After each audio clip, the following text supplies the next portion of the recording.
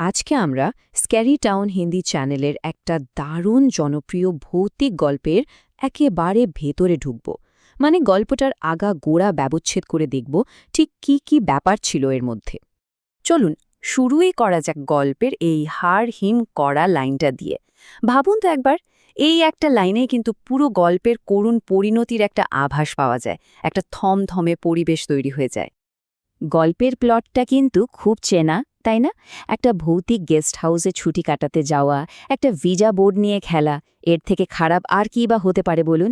আসলে কয়েকটা ভুল সিদ্ধান্ত কিভাবে একটা মজার ট্রিপকে একেবারে দুঃস্বপ্নে বদলে দেয়, সেটাই হচ্ছে এই গল্পের আসল ব্যাপার। তো গল্পের শুরুটা কিন্তু একদম সাদামাটা। তিনজন কলেজের বন্ধু, তারা ছুটি কাটানোর একটা প্ল্যান বানায়। আর এই প্ল্যানটাই যে পরে একটা ভয়ঙ্কর ট্র্যাজেডিতে পাল্টে যাবে, সেটা তো তারা তখন জানত না। আচ্ছা, এবার আসা যাক বন্ধুদের কথায়। প্রথমজন আশিস, যে কিনা কিছুদিন আগেই তার মাকে হারিয়েছে আর বাবার সাথেও সম্পর্কটা খুব একটা ভালো না। এরপর আছে পায়েল, যে পুরো ট্রিপের প্ল্যানার। আর ৩ নম্বর জন হচ্ছে সুরভি। ওই উইজা বোর্ডটা তারই ছিল, আর ওই সবাইকে খেলার জন্য উস্কেছিল। এখানে আশিসের ব্যাপারটা কিন্তু খুব ইম্পর্ট্যান্ট, কারণ মায়ের শোকে ও মানসিকভাবে এতটাই ভেঙে পড়েছিল যে ওকে প্রভাবিত করা খুব সহজ ছিল। আর ঠিক এখানেই লেখক গল্পের প্রথম হিন্ট বা সূত্রটা দিয়ে দেন। ক্লাসরুমের মধ্যে একটা খবরের কাগজ পড়েছিল, যার হেডলাইনটা ছিল পূর্বাঞ্চল হাইওয়েতে দুর্ঘটনায় ৯ বছরের শিশুর মৃত্যু। ওরা কিন্তু কেউই এটা খেয়াল করে না, অথচ ভাবুন, এই একটা লাইনে কিন্তু পুরো গল্পের ভবিষ্যৎটা ইশারা করে দিয়েছিল। এরপর আসে দ্বিতীয় সূত্রটা, একটা তাবিজ। আশিসের মা মারা যাওয়ার আগে ওকে এটা দিয়ে বলেছিলেন, এই তাবিজটা সব সময় কাছে রাখবি, এটা তোকে সব খারাপ শক্তি থেকে বাঁচাবে। এই বিশ্বাস আর সুরক্ষার ব্যাপারটা যে পরে কত বড় একটা ভূমিকা নেবে, সেটা গল্প এগোলেই বোঝা যাবে। তো এখান থেকেই কিন্তু ওদের সাধারণ রোড ট্রিপটা একটা ভুতুরের দিকে মোড় নিতে শুরু করে। আর এটাই ছিল গল্পের সবচেয়ে বড় টার্নিং পয়েন্ট, মানে সেই দুর্ভাগ্যজনক সিদ্ধান্তটা। পায়েলই আশিসকে বোঝায় যে চেনা NH27 ছেড়ে চলো পূর্বাঞ্চল এক্সপ্রেসওয়ে দিয়ে যাই, তাড়াতাড়ি হবে। আর এই ভুলটাই ওদেরকে অজান্তে বিপদের দিকে ঠেলে দেয়। আর ঠিক ওই রাস্তাতেই প্রথম ভুতুরে ব্যাপারটা ঘটে। হঠাৎ একটা বাচ্চা ছেলে রাস্তার মাঝখানে চলে আসে আর আশিসকে সজোরে ব্রেক কষতে হয়। কিন্তু মজার ব্যাপার হলো, আশিস ছাড়া আর কেউই বাচ্চাটাকে দেখতে পায় না। এখান থেকেই আশিসের অভিজ্ঞতা আর ওর বন্ধুদের বাস্তবতার মধ্যে একটা ফারাক তৈরি হতে শুরু করে।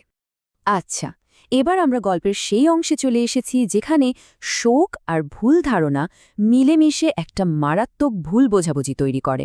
হ্যাঁ, ঠিক ধরেছেন, সেই বিপজ্জনক খেলা, উইজা বোর্ড। তো খেলা শুরু হলো। সবাই হাত রেখেছে বোর্ডের উপর। প্ল্যানচেটটা খুব ধীরে ধীরে নড়তে শুরু করল। সবাই নিঃশ্বাস বন্ধ। আর প্রথম যে অক্ষরটা এলো সেটা হলো এস। এরপর আরও একটা অক্ষর, SONA, সোনা। নামটা আসতেই গল্পের টেনশনটা একেবারে চরমে পৌঁছে যায়। আর ঠিক এইখানেই আশিসের শোকটা ওকে ভুল পথে নিয়ে যায়। ওর মায়ের ডাকনাম ছিল সোনা, তাই ও সঙ্গে সঙ্গে ধরে নেয় যে ওর মাই ওর সাথে কথা বলতে এসেছে। আর এটাই ছিল গল্পের সবচেয়ে বড়, সবচেয়ে মারাত্মক ভুলটা।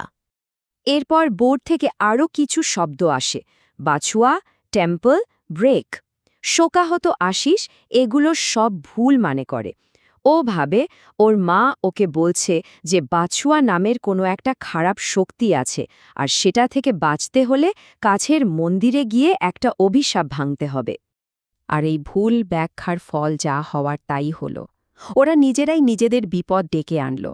ওরা যা করতে গেল সেটা আসলে ওই আত্মারই পাতা একটা ফাঁদ ছিল। তো মন্দিরে পৌঁছে ওরা ত্রিশূলের তালা ভাঙা চেষ্টা করে। ঠিক তখনই বাচ্চা ভূত বাছুয়া এসে ওদের আটকানো চেষ্টা করে, কিন্তু ওরা ওর কথা শোনে না, ভাবে ওই বুঝি ভিলেন। শিকলটা ভেঙে ফেলার পরে আসল খেলাটা শুরু হয়। তালা ভাঙার সঙ্গে সঙ্গেই মুক্তি পায় আসল অশুভ আত্মাটা, লাল শাড়ি পরা এক নারী। মানে বুঝলেন তো, ওরা বিপদ দূর করতে গিয়ে আরও বড় বিপদকে ডেকে আনল। বাছুয়া তো ওদের বাঁচাতেই চেয়েছিল। এটাই গল্পের ক্লাইম্যাক্স। যখন সবকিছু হাতের বাইরে, তখন ওরা ভয়ে ভয়ে আবার উইজা বোর্ডের কাছে ফেরে। আর তখনই সামনে আসে আসল সত্যিটা। তাহলে প্রশ্নটা হলো, বোর্ডে যে আত্মাটা এসেছিল সে যদি আশিসের মা না হয় তাহলে কে ছিল সে? আর বোর্ড থেকে পুরো নামটা বেরিয়ে আসে, SONAM, সোনাম। এই সেই আত্মা যে বহু বছর আগে ওদেরই এক বন্ধু দিব্যাংশকে মেরে ফেলেছিল। নামটা শোনা মাত্রই ওদের মাথা ঘুরে যায়। ওরা বুঝতে পারে কী সাংঘাতিক ভুল ওরা করে ফেলেছে। এটাই গল্পের সবচেয়ে বড় টুইস্ট। যাকে ওরা প্রথম থেকে ভিলেন ভাবছিল, সে 9 বছরের বাচ্চা ছেলে বাছুয়া, সে আসলে ছিল ওদের রক্ষাকর্তা। ওর উদ্দেশ্য ছিল একটাই, সোনামের হাত থেকে ওদের বাঁচানো। তো ব্যাপারটা এবার পরিষ্কার। দুটো অতি প্রাকৃত শক্তি ছিল। এক, সোনাম, যার উদ্দেশ্য ছিল ক্ষতি করা বা মেরে ফেলা। আর 2, বাছুয়া, যে আসলে ওদেরকে সতর্ক করতে আর বাঁচাতে চেষ্টা করছিল। দুজনের উদ্দেশ্যই ছিল একেবারে উল্টো। গল্পের একদম শেষ পর্যায়ে চলে এসেছি আমরা। সত্যিটা জানার পর এবার বাঁচার লড়াই শুরু। শেষে বাছুয়াই আশিসকে পথ দেখায়, আর সেই দেখানো পথেই আশিস মন্দিরের পবিত্র ত্রিশূলটা দিয়ে সোনামের আত্মাকে ধ্বংস করে দেয়।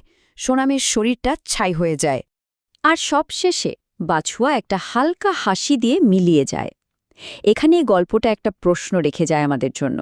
বাছুয়া কি আসলে একজন অভিভাবক আত্মা ছিল, নাকি সেও একটা পথ হারানো আত্মা ছিল যে বন্ধুদের সাহায্য করে নিজের শেষ উদ্দেশ্য বা মুক্তি খুঁজে পেল? এই ভাবনাটাই কিন্তু গল্পের শেষেও আমাদের তাড়া করে বেড়ায়।